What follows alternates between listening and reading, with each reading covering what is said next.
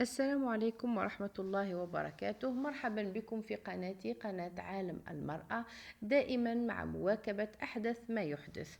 توفيت مساء الأمس الاثنين مقدمة نشرة الأحوال الجوية بالتلفزيون العمومي سابقا، فوزية غماري رحمها الله، التي تعد من أوائل مذيعات الأحوال الطقس في الجزائر.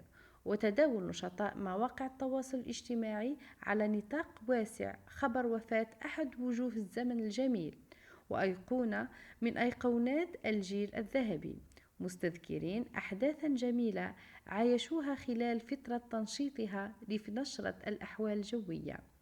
كما عبر زملاء المهنة عن أثرهم الشديد برحيلها المفاجئ، مقدمين تعازيهم الخاصة للعائلة الفقيدة وذويها ومحبيها، فألف ألف رحمة ونور عليها رحمها الله.